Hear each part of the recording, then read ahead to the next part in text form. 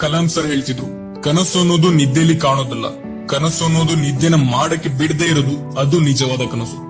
Kalam sir ಅವರು ಈ 5 ಮಾತುಗಳನ್ನು ಹೇಳಿದ್ರು, ಮತ್ತೆ ಇದನ್ನು ದಿನ ಎದ್ದ ತಕ್ಷಣ ನಿಮಗೆ ನೀವು ಹೇಳ್ಬೇಕು ಅಂತ ಹೇಳ್ತಿದ್ರು. ಇವತ್ತು ನಾನು ನಿಮ್ಮೊಂದಿಗೆ ಆ 5 ಮಾತುಗಳನ್ನ ಶೇರ್ ಮಾಡ್ತಿದ್ದೀನಿ.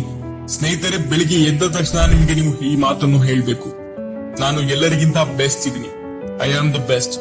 ನೋಡಿ ಸ್ನೇಹಿತರೆ, ಗಮನ ಇಟ್ಟು ನೋಡೋ ಮಾತೇನಂದ್ರೆ, ನಾನು ಎಲ್ಲರಿಗಿಂತ ಬೆಸ್ಟ್ ಇದೀನಿ ಅಂದ್ರೆ ಈ ಜಗತ್ತಲ್ಲಿ ದೂರದವರೆಗೂ ನನ್ನ ಸರಿಸಮಾನದಲ್ಲಿ ಯಾರು ಇಲ್ಲ. ಈಗಲೇ ಒಂದು ದೀರ್ಘ ಉಸಿರನ್ನು ತೆಗೆದುಕೊಂಡು ನಿಮಗೆ ನೀವು ಈ ಮಾತನ್ನ ಹೇಳಿ, ನಾನು ಎಲ್ಲರಿಗಿಂತ ಬೆಸ್ಟ್ ಇದೀನಿ, ಐ ಆಮ್ ದ ಬೆಸ್ಟ್ ಅಂತ.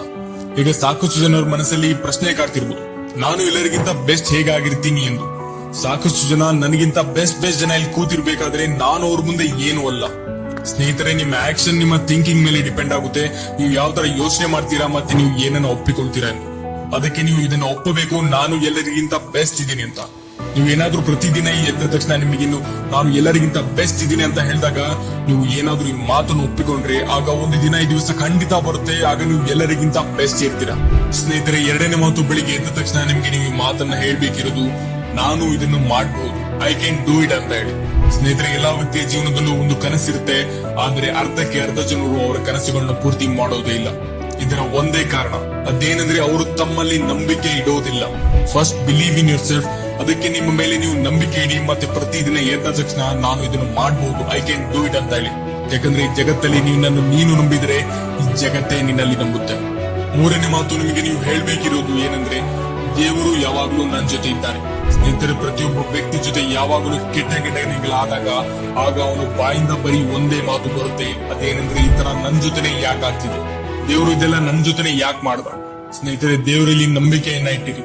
ನಿಮಗೆ ಅನ್ಸುತ್ತಾ ದೇವರು ಯಾರ ಜೊತೆ ಆದ್ರೂ ಕೆಟ್ಟದಾಗ ಮಾಡುತ್ತೆ ಅಂತ? ದೇವರು ನಮ್ ಜೊತೆ ಏನೇ ಮಾಡ್ಲಿ, ಅದ್ರಲ್ಲಿ ಯಾರಿಗಾದ್ರೂ ಒಳ್ಳೇದು ಖಂಡಿತ ಆಗುತ್ತೆ. ಬಹುಶಃ ಅದ್ರಲ್ಲಿ ನಮ್ಗೆ ಒಳ್ಳೇದಾಗಿಲ್ಲದೆ ಇರಬಹುದು, ಆದ್ರೆ ನಮ್ಮಿಂದ ಬೇರೆಯೊಬ್ಬರಿಗೆ ಒಳ್ಳೇದಾಗಬಹುದು. ಅದಕ್ಕೆ ದೇವರಲ್ಲಿ ಯಾವಾಗ್ಲೂ ನಂಬಿಕೆ ಇಡಿ, ಮತ್ತೆ ನಿಮಗೆ ನೀವು ಹೇಳ್ಕೊಳ್ಳಿ, ದೇವರು ನನ್ ಜೊತೆ ಇದೆ ಎಂದು. 4ನೇ ಮಾತು, ನೀವು ನಿಮಗೆ ಹೇಳ್ಬೇಕಿರೋದು, ನಾನು ಒಬ್ಬ ಜಯಶಾಲಿ, ಐ ಆಮ್ ವಿನ್ನರ್ ಎಂದು. ಅರ್ಧಕ್ಕಿಂತ ಜಾಸ್ತಿ ಜನರು ಸೋತಿದ್ದಾರೆ, ಮತ್ತೆ ಯಾವಾಗ ಅವರು ಅವರ ಜೀವನದಲ್ಲಿ ಸೋಲ್ತಾರೋ ಆಗ ಅವರು ಸೋಲುಗಾರನಂತೆ ಒಪ್ಕೊಳ್ತಾರೆ. ಅವರು ಅವರನ್ನು ಯಾವತ್ತೂ ನಾನು ಒಬ್ಬ ವಿನ್ನರ್, ಜಯಶಾಲಿ ಎಂದು ಹೇಳಲ್ಲ. ಒಂದು ಸಾರಿ ಒಪ್ಕೊಂಡಾದ್ರೂ ನೋಡು, ನಾನು ಒಬ್ಬ ಜಯಶಾಲಿ, ವಿನ್ನರ್ ಎಂದು. ಅದೇ ಯಾವಾಗ ನೀನು ನಿನಗೆ ಈ ಮಾತನ್ನ ಹೇಳ್ತೀಯೋ, ನಾನು ಒಬ್ಬ ವಿನ್ನರ್, ಜಯಶಾಲಿ ಎಂದು, ಆಗ ನಿನ್ನ ಆಕ್ಷನ್ ಒಂದು ವಿನ್ನರ್ ತರಾನೇ ಇರುತ್ತೆ ಹೊರತು ಒಂದು ಲೂಸರ್ ತರ ಅಲ್ಲ. ಅದಕ್ಕೆ ಸ್ವಲ್ಪ ಯೋಚಿಸಿ, ನಿಮ್ಮ ಆಕ್ಷನ್ ವಿನ್ನರ್ ತರ ಇದ್ರೆ ಆಗ ನೀವು ವಿನ್ನರ್ ಆಗಲ್ವಾ ಅಂತ. 5ನೇ ಮಾತು, ನಿಮಗೆ ನೀವು ಹೇಳ್ಬೇಕಿರೋದು ಅದೇನೆಂದ್ರೆ, ಇವತ್ತು ನನ್ನ ದಿನ. ಇವತ್ತಿನವರೆಗೂ ಏನೇ ಆಗಿದ್ರು ಆಗಿರ್ಲಿ, ಆದ್ರೆ ಇವತ್ತಿನ ದಿನ ನನ್ನ ದಿನ. ಈ ದಿನವನ್ನು ನನ್ನ ಜೀವನದ ಎಲ್ಲಕ್ಕಿಂತ ಬೆಸ್ಟ್ ದಿನ ಮಾಡ್ತೀನಿ ಅಂತ. ಆದ್ರೆ ನಿನ್ನೆ ನೀವು ಏನ್ ಮಾಡ್ತಿದ್ರು ಅದನ್ನ ಇವತ್ತು ಮಾಡಿದರೆ ಆಗ ಇವತ್ತು ನಿಮಗೆ ಅಷ್ಟೇ ಸಿಗುತ್ತೆ ಎಷ್ಟು ನಿಮಗೆ ನಿನ್ನೆಯಿಂದ ಸಿಗ್ತಿತ್ತು. ನಿಮ್ಮ ಸಕ್ಸಸ್ ಡಿಪೆಂಡ್ ಆಗುತ್ತೆ ನೀವು ಪ್ರತಿದಿನ ಯಾವ ಕೆಲಸ ಮಾಡ್ತೀರಾ ಎಂದು, ಮತ್ತೆ ನೀವು ಯಾವ ಕೆಲಸ ಮಾಡ್ತೀರೋ ಆ ಕೆಲಸವನ್ನು ಎಷ್ಟು ಚೆನ್ನಾಗಿ ಮಾಡ್ತೀರಾ ಎಂದು.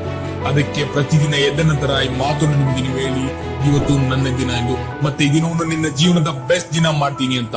ನಡೀರಿ ಸ್ನೇಹಿತರೆ, ಆ 5 ಮಾತುಗಳನ್ನ ಮತ್ತೆ ನೋಡೋಣ. ಅದನ್ನು ಬೆಳಿಗ್ಗೆ ಎದ್ದು ನಿಮಗೆ ನೀವು ಹೇಳ್ಬೇಕಾಗಿರೋದು, ನಾನು ಎಲ್ಲರಿಗಿಂತ ಬೆಸ್ಟ್ ಇದ್ದೀನಿ, ನಾನು ಇದನ್ನು ಮಾಡಬಹುದು, ದೇವರು ಯಾವಾಗ್ಲೂ ನನ್ನ ಜೊತೆ ಇದ್ದಾನೆ, ನಾನು ಒಬ್ಬ ಜಯಶಾಲಿ, ಇವತ್ತು ನನ್ನ ದಿನ.